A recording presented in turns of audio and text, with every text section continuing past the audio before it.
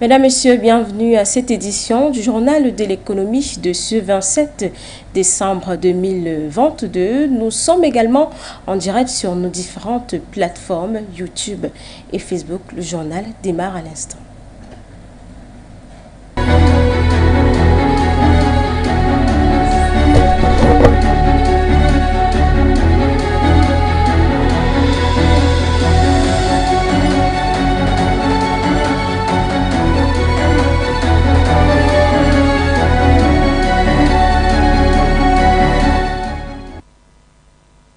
Faites bien d'être avec nous cet après-midi. Ouvrons ce journal en Ouganda. Eh bien, le FMI a déclaré qu'il était parvenu à un accord avec l'Ouganda pour le déblocage d'un financement d'environ 240 millions de dollars en faveur du pays.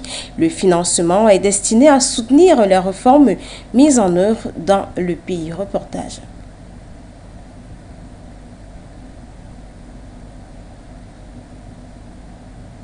Le Fonds monétaire international a déclaré qu'il était parvenu à un accord avec l'Ouganda pour le déblocage d'un financement d'environ 240 millions de dollars en faveur du pays. Ce financement est destiné à soutenir les réformes mises en œuvre dans le pays. Ces mesures concernent la politique budgétaire et monétaire, la croissance et l'endettement, la résilience du secteur financier et la lutte contre la corruption. L'Ouganda aura accès à ce financement une fois que le conseil d'administration du FMI aura officiellement achevé la réévaluation dans les semaines à venir. Le FMI a déclaré que la reprise économique du pays d'Afrique de l'Est était en cours malgré une série de contraintes, notamment la faiblesse de la demande mondiale et maintes perturbations de la chaîne d'approvisionnement. Selon le Fonds monétaire international, la croissance économique attendue serait de 5,3% pour l'année 2022-2023, une prévision en baisse de 0,7% par rapport à celle de mars dernier lors de la première revue. Cette situation a été favorisée par la faiblesse de la demande mondiale et l'impact de la hausse de l'inflation et des taux d'intérêt sur la demande intérieure. En outre, l'institution prévoit aussi une hausse d'inflation à 8,3% en raison de l'augmentation des prix des produits de base et des coûts des intrants importés. Ces perspectives devraient toutefois s'améliorer d'ici 2024-2025, notamment avec l'arrivée de la production pétrolière, de l'atténuation prévue des pressions sur les prix des produits de base et de l'impact du renforcement de la politique monétaire. Plusieurs mesures mises en œuvre dans le pays, telles que l'assainissement budgétaire, sont également nécessaires pour maintenir la dette à un niveau viable et fournir les fonds indispensables à la réalisation des objectifs de développement durable, rappelle le FMI. Et puis au Nigeria, après avoir été condamné en 2021 à indemniser des fermiers nigériens du delta du Niger victimes de fuites de pétrole entre 2004 et 2007, la compagnie pétrolière Shell va verser 15 millions d'euros à leur communauté. Les détails sont à suivre dans ce reportage que signe Bala. C'est l'application d'un jugement de janvier 2021 quand la Cour d'appel de La Haye aux Pays-Bas avait condamné la compagnie pétrolière anglo-néerlandaise Shell. L'affaire remonte à 2008, lorsque 4 fermiers et pêcheurs du delta du Niger portent plainte à La Haye contre la Shell. Ils reprochent à la compagnie des fuites de pétrole et des marées noires qui ont pollué les sols et les rivières entre 2004 et 2007. Les plaignants sont soutenus par l'ONG internationale des Amis de la Terre. Il aura fallu 14 ans de bataille juridique pour parvenir à un règlement. L'argent ira à 3 communautés impactées par les fuites de pétrole. La justice néerlandaise estime que la compagnie est responsable de la pollution. Shell a toujours nié être à l'origine des fuites de pétrole qu'elle attribue à des actes de sabotage. Pour le tribunal, rien ne prouve que des actes malveillants, plutôt qu'un défaut d'entretien des oléoducs, soit à l'origine des pollutions. La firme a d'ailleurs été obligée par la justice d'installer des détecteurs de fuite sur ces oléoducs. La compagnie n'est pas la seule impliquée dans les affaires de pollution. Les géants comme Chevron sont aussi dans le collimateur des organisations non gouvernementales. Elles reprochent aux pétroliers de négliger leur oléoduc et de ne pas prendre en compte le sort des populations. Le delta du Niger-Est, selon plusieurs enquêtes internationales, la zone pétrolière la plus polluée au monde. Merci Mbala. Cap à présent au Togo, l'Assemblée nationale a adopté le budget de 2023 le vendredi 23 décembre 2022. Le projet de loi de financement a été validé à l'unanimité par les parlementaires présents. Les détails sont à suivre une fois de plus dans ce reportage de Mbala. La loi de finances exercice 2023 ressort en hausse de 4,4% par rapport à la loi de finances rectificative 2022 et s'établit en recettes et en dépenses à 1957,9 milliards de francs CFA. Cette loi de finances est marquée par un contexte international marqué par les effets persistants de la crise sanitaire et les conséquences du conflit russo-ukrainien. Ces crises ont entraîné de fortes tensions inflationnistes et le resserrement des politiques monétaires, induisant le ralentissement des activités économiques, selon Sani Yaya, ministre en charge des Finances présent devant l'hémicycle pour défendre le texte. Il représentait justement le gouvernement en compagnie de son collègue Christian Trimoua, ministre en charge des droits de l'homme et porte-parole de l'exécutif. Ceci étant, le budget 2023 veut se concentrer sur le social et le développement. Il consacre 48% des dépenses d'investissement à la mise en œuvre de l'axe 1 de la feuille de route gouvernementale relative au renforcement de l'inclusion et au développement du capital humain, 35% à l'axe 2 pour soutenir les secteurs productifs et 17% à l'axe 3 pour renforcer les capacités de l'État, précise l'argentier du gouvernement de Victoire Toméga Dogbe. De même, sur les prêts de 2000 milliards de francs CFA prévus, 623,4 milliards de francs CFA sont prévus pour être alloués aux secteurs sociaux. Notons qu'un certain nombre d'initiatives ont également annoncé par le gouvernement en soutien au secteur privé. Entre autres, une suspension du paiement des acomptes provisionnels en cas de baisse drastique du chiffre d'affaires ou en cas de cessation d'activité, une exonération des droits et taxes douaniers sur les matériels et engins de bâtiments de travaux publics, une reconduction de l'exonération des droits de douane et de TVA sur les véhicules électriques et hybrides neufs et des abattements fiscaux pour les véhicules de moins de 5 ans. Ces mesures, introduites malgré le contexte de tension budgétaire, traduisent le souci et la ferme volonté du gouvernement de réduire l'impact de la hausse des prix sur le pouvoir d'achat des salaires, tant du secteur public que du secteur privé et des ménages, ainsi que sur la capacité des entreprises à générer de la richesse pour soutenir la croissance, a ajouté le représentant du gouvernement. Cap à présent en Turquie, le président turc Recep Tayyip Erdogan a annoncé le jeudi 22 décembre 2022 une hausse du salaire minimum de 54% à partir du 1er janvier 2023. Il s'agit de la 3e revalorisation de salaire en un an dans un pays plombé par une inflation qui a dépassé les 84%. Reportage. Le président turc a annoncé une hausse du salaire minimum de 5 500 livres net par mois, soit environ 276 €.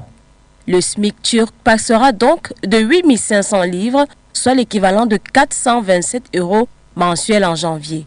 Entre décembre 2021 et janvier 2023, le salaire minimum turc aura ainsi augmenté de 200%, sachant que 4 actifs sur 10 ans, le pays vit avec moins de 300 € par mois. Avec une inflation qui a même atteint 103% pour les denrées alimentaires, la Turquie traverse une période critique, reconnaît le président turc, à moins de 6 mois des élections présidentielles et législatives, frappant de plein fouet la classe ouvrière. Et celle-là qui a permis à Recep Tayyip Erdogan d'arriver au pouvoir, et c'est sur elle qu'il compte pour être réélu en juin prochain. Mais cette hausse de salaire, étant donné l'ampleur de l'inflation et la chute de la devise turque face au dollar, 30% cette année, est trop faible. C'est l'avis d'un des syndicats les plus revendicatifs. La Confédération des syndicats ouvriers révolutionnaires réclame en effet un salaire minimum d'au moins 13 200 livres turques, environ 670 € par mois, à réévaluer tous les trimestres en fonction de l'inflation. Mesdames, Messieurs, le journal de l'économie se poursuit sur les antennes de For You Media Africa, cap à présent en Afrique centrale, plus précisément au Cameroun. Le Cameroun a engagé un peu plus de 2000 milliards de francs CFA de recettes fiscales non pétrolières en fin novembre 2022. C'est la première fois de son histoire qu'il recouvre un tel montant. Reportage. Ce niveau de mobilisation des recettes non pétrolières reflète l'embellie générale qui a caractérisé les performances de l'administration fiscale depuis le début de l'année. En effet, entre janvier et novembre 2022, la Direction générale des impôts du ministère des Finances a collecté une enveloppe totale de 2 426,5 milliards de francs CFA d'impôts. Ce chiffre est révélé au cours du séminaire de préparation de l'exercice budgétaire 2023 et la réunion de coordination mensuelle des responsables de la DGI tenue les 19 et 20 décembre 2022 à Yaoundé est en hausse de 410 milliards de francs CFA, plus 20,3% par rapport à l'enveloppe collectée à la même période en 2021. Selon les projections de la DGI, le Cameroun pourrait clôturer l'exercice budgétaire 2022 avec une enveloppe totale de recettes fiscales se rapprochant de 2700 milliards de francs CFA. En effet, à printemps officiellement pour le compte du mois de décembre 2022 courant, il est attendu à l'administration fiscale une enveloppe de recettes supplémentaires de 245 milliards de francs CFA. La performance est réalisée une fois de plus par les fiscs camerounais en 2022 et à mettre sur le compte des réformes mises en place depuis plus de 10 ans. Toutefois, ces réformes qui ont catalysé une augmentation des recettes fiscales du pays de 140% entre 2010 et 2022, selon la DGI, vise à optimiser la collecte de l'impôt et à sécuriser les recettes au moyen de la digitalisation notamment. Aujourd'hui, tout est complètement fait en ligne au niveau des grandes, des moyennes et des petites et des micro-entreprises, des chefs-lieux des régions. Il est possible de s'enregistrer à partir de son téléphone ou de son ordinateur et de payer l'impôt sans se rapprocher de l'administration fiscale, car il n'y a plus de caisse au niveau de l'administration des impôts. Même les différentes attestations fiscales s'acquièrent désormais en ligne. Se félicitait déjà le directeur général des impôts, Modeste Mopa Fotouan, lors de la réunion de coordination du mois de juin 2022. Résultat de cette course à la digitalisation, le temps consacré par la contribuable à l'acquittement de ses obligations fiscales au Cameroun est passé de plus de 600 heures par an avant la réforme à moins de 20 heures après, soutient le fisc. En plus de la digitalisation, d'autres réformes entreprises par l'État permettent également d'améliorer la collecte et la sécurisation des recettes fiscales dans le pays depuis quelques années. L'on peut citer le transfert de la collecte de certains impôts aux entreprises, taxes d'aéroport collectées par les compagnies aériennes, vignettes automobiles collectées par les sociétés d'assurance, la révision à la hausse de certaines taxes et l'élargissement progressif de l'assiette fiscale avec la mise en place de nouveaux impôts. On reste en Afrique centrale, cette fois-ci au Tchad. Amjaras, chef-lieu de la province de l'Enedi, et a désormais son aéroport. Le chef de l'État, Mahamat Idriss Déby Itno, a par ailleurs présidé lundi 26 décembre 2022 la cérémonie d'inauguration officielle de cet aéroport international et la 15e édition de la fête des armées au réveillon du Nouvel An avec les forces de défense et de sécurité. Fils du territoire, le chef de l'État général Mahamat Idriss Déby Itno a été accueilli à sa descente d'avion par le gouvernement Djamous. Il avait à ses côtés Pour la circonstance, le sultan de Darbilia, Sa Majesté Sidik Timan Déby Itno, le commandant de la zone de défense et de sécurité numéro 8, colonel Kessou Bala Néoré et le maire de la ville d'Amdjaras, Abou Hachim Bouder.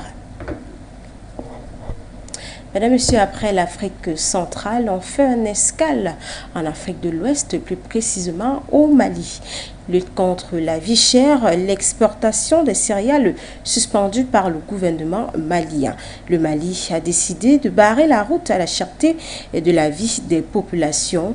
Depuis plusieurs mois déjà, des réunions et consultations entre le gouvernement et le secteur privé ont été de mise avec pour objectif de trouver des solutions face à cette cherté de la vie. Reportage.